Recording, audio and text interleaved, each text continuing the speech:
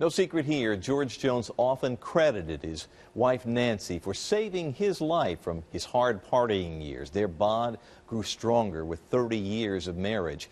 And in her very first interview after George passed away, Fox 17's entertainment reporter Stacy McCloud talked with Miss Nancy about George's final days and his final wishes. I love George. Oh, I know. That was my buddy. I know you did, baby, and I think he's everybody's buddy. From 2 to 92, one thing most of the world has in common is a love for George Jones. Baby, why you make me cry, baby.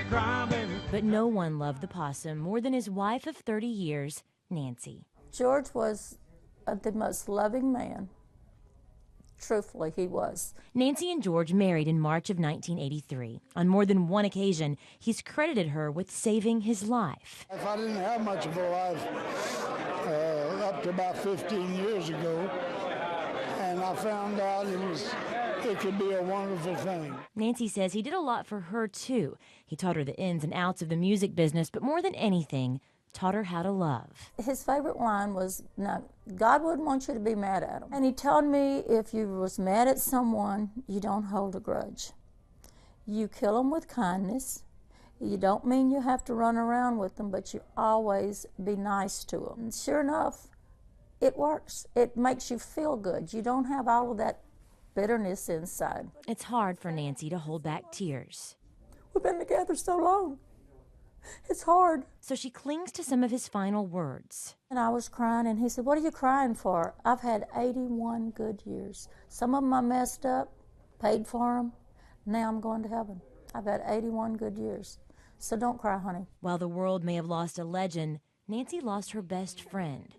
But it's so sad. It's so lonesome. But George thought about that too and left a very special young man in charge, his 13-year-old adopted grandson, Carlos. So when he came to the hospital to see George, he said, "Now you're going to be the man of the house." And he said, "I can do it, Pawpaw, I can do it."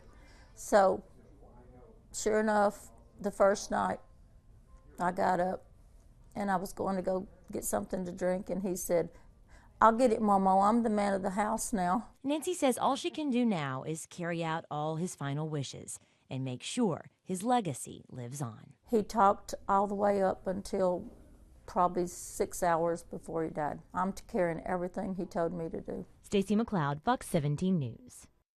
Now, we do know that Nancy personally called some, if not all, of the musical guests, personally asking them to perform at George's funeral yesterday at the Grand Ole Opry. He stopped loving her today. Music and emotions. The George Jones funeral had plenty of both. We'll take you to the Opry House next.